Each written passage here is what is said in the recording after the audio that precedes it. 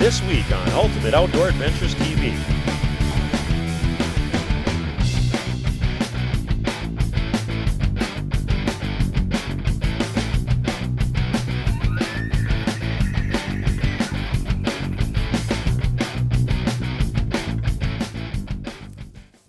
Well, we've got the Tundra all loaded up and we're headed out west to Montana for an archery elk hunt. And we are super excited.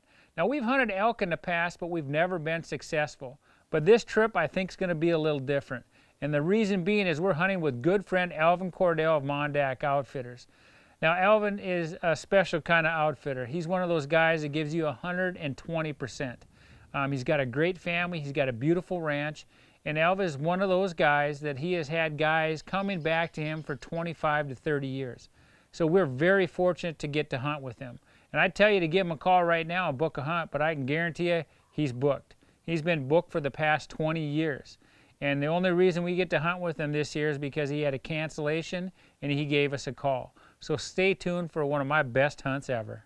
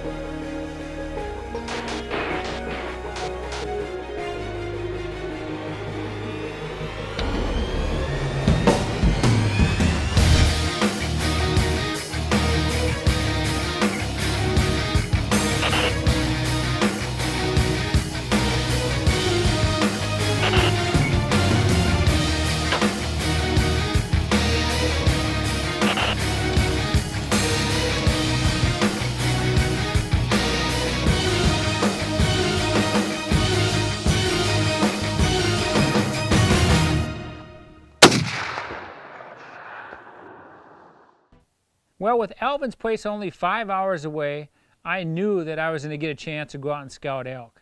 Now, Alvin knows his place and he knows his elk, but being the guy I am, I want to go out and experience the whole thing, and I love to scout.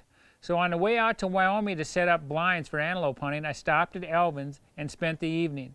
Now, Alvin took me out in the hills, and sure enough, we sat that first night. There was a little bit of rain coming down, and his alfalfa field was full of elk. We got to sit there and watch about 150 elk mill around. There are 6 or 7 bulls in velvet, a couple out that were sparring. It was just an awesome experience. And let me tell you, if that doesn't get you excited for a couple weeks down the road, I don't know what would. Well, the opening weekend is here. We finish up with work, we get loaded up, we head back out to Montana. We get out there just in time to do one last evening of scouting. And then we head back to the lodge, get to visit with Alvin, and get settled in. And all I know is that first night, I didn't get a lot of sleep because I knew what was going to happen in the morning.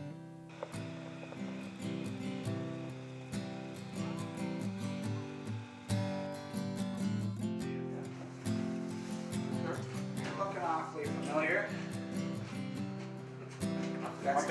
That's twice in 1 week now, kind of, right?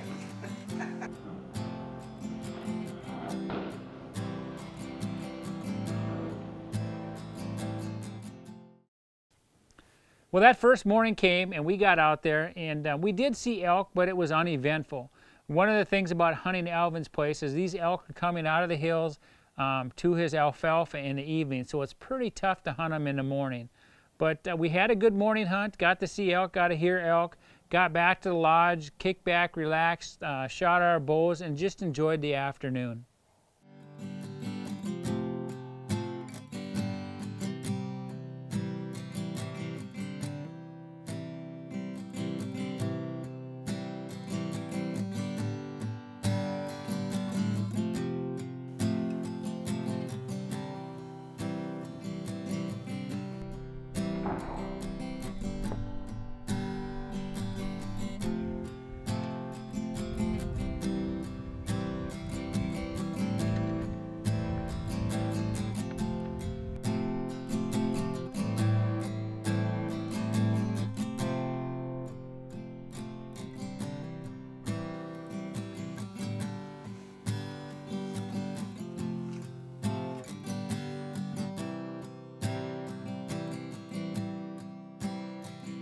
But now, it's a moment of reckoning. It's the first evening hunt. Now, I was excited for the morning, but not like I was for the evening. Now, we'd been out there scouting a couple times, and we knew these elk were hitting the field at a certain time, and this is right where we were going. Both Kurt and I had the tags. We teamed up with Russ and Jason. We split up. Kurt went one way, I went the other way, but we were only about a half a mile apart, pretty much in the same area, the same herd of elk. We're either going to come to him or come to me. Well, we got settled in the blind, and I'll tell you what, that first evening, even though the elk didn't make it to us until dark, it was an absolutely amazing night.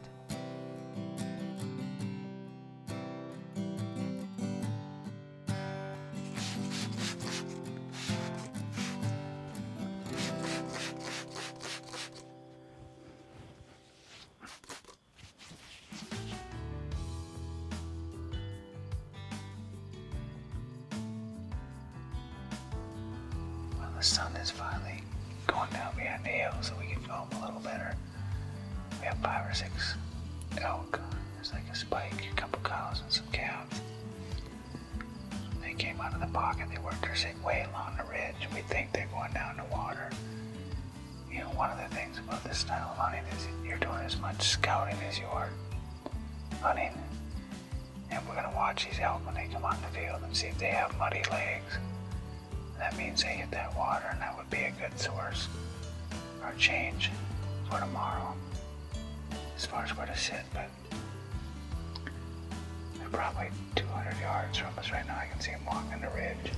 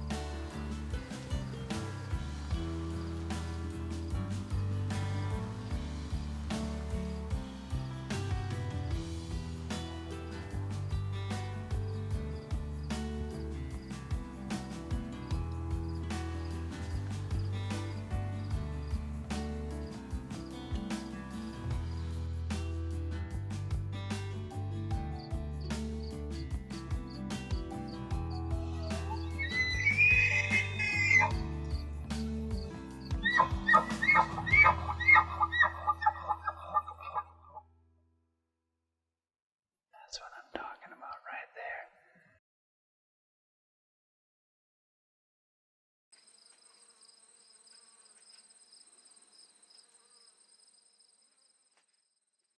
Well, the next morning we got up and Alvin took us out to a different part of the ranch.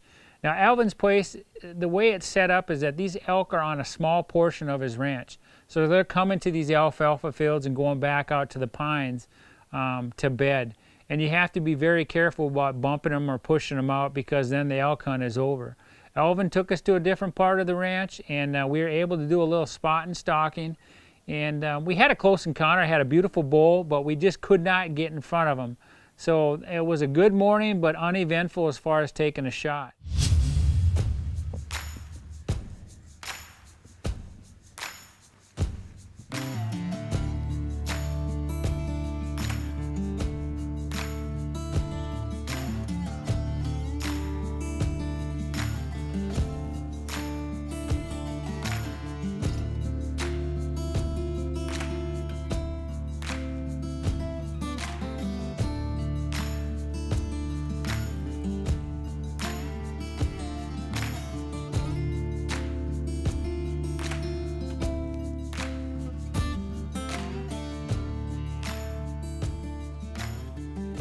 Well, with the little time on our hands in the afternoon, we decided to help Alvin and his family work cattle. And that's one of the great things about Alvin and his family. They always have their arms open and welcome for whatever we want to do.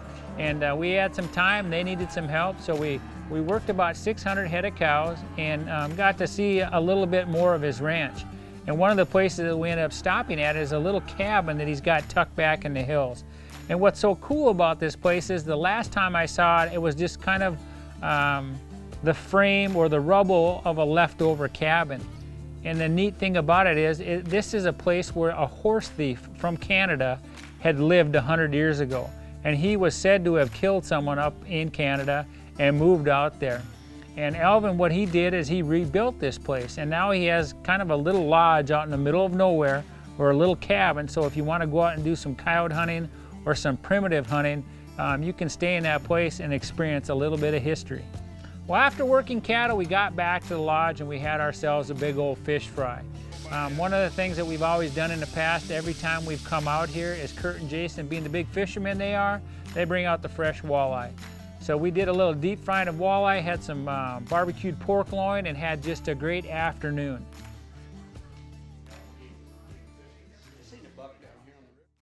Well, here we are. It's the last evening of our hunt. We had tonight to hunt and tomorrow morning to hunt. And the problem with that is that we weren't sure where to hunt in the morning.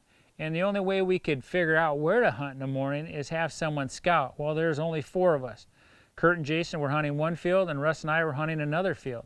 So I took the chance and told Russ just to leave me. I'd film myself, and he'd go scout another area. Well, I got set up in the same blind we were the first evening, where all the elk had made it to the field, but a little bit late. I got settled in, and I started thinking about things. And the only thing I could really think of is that the elk were going to be here, but they're going to get here late again.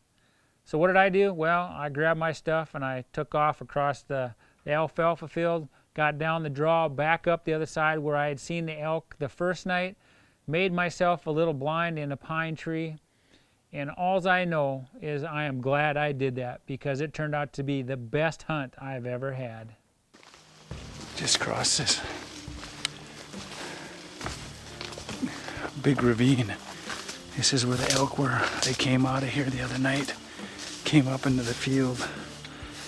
There's trails all over here. But we're gonna get up top and try to get set up. Just gotta find the right spot.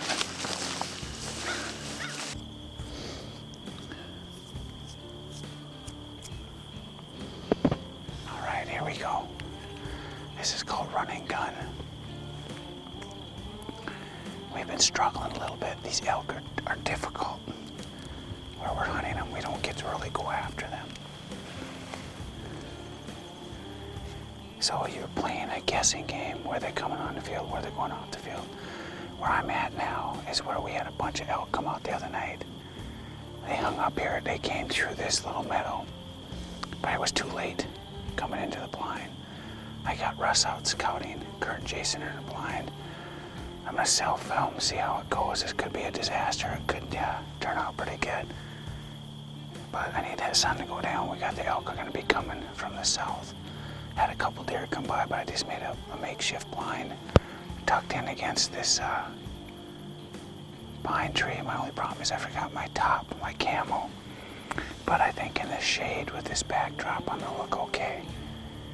So we're just gonna see what happens.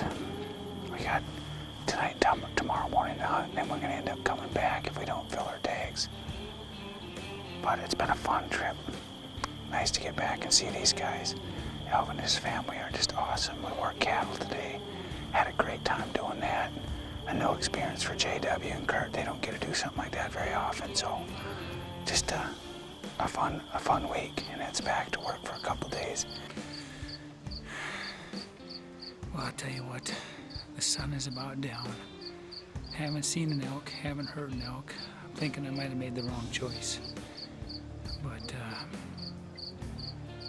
the only thing is I can't see over this ridge, and that's where they came from last time.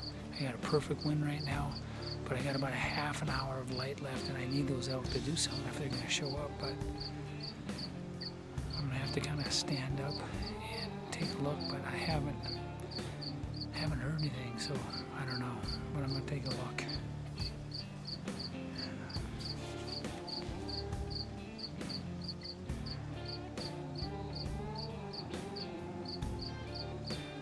And the problem is I can't see up over top, so I'm gonna stand up.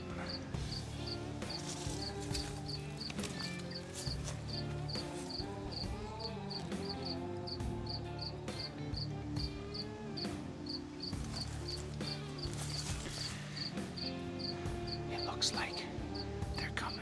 They're still a few hundred yards away, but I saw some cows moving this way, so it just might happen.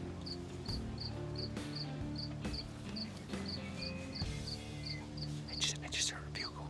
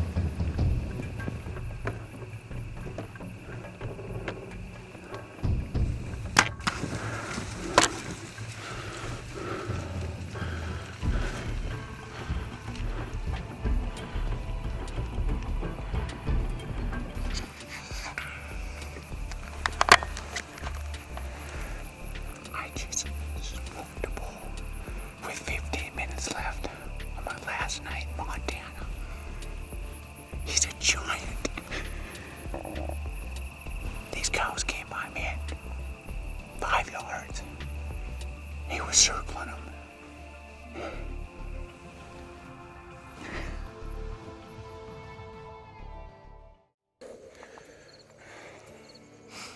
Okay, I've gotten far enough away I can turn on the light. Just walking back to the spot where we're gonna get picked up, and I don't even know what to say. I just talked to my wife, talked to my daughter.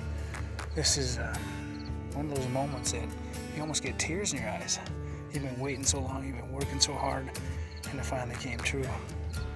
So I thought I saw the lights coming.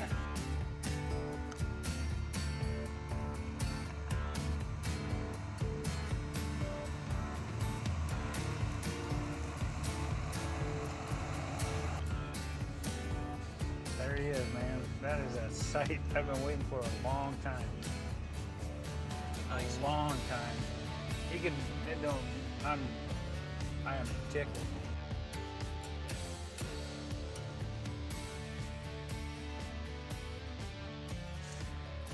Well, I just want to say thank you to everybody. This is a dream come true. Things like this don't happen every day. And regardless if we would have killed an elk or not, we've had a great week up here. And we rekindled some old spirit with the family here. We had our fish fry, which we do every year. We got to see the whole family, and that's what this hunt is all about. It's not about killing a big elk. It's getting out here with your good friends and family and new friends and just having a good time. And again, I tell you what, I think that's why that the good Lord blesses us, is I think we do this for the right reasons. We have fun, and it's not just about killing an animal. And I want to thank everybody behind the camera, all the guys, Alvin, Marley, the whole family. Thank you for having us out here. And man, thanks for joining us. I'm tickled.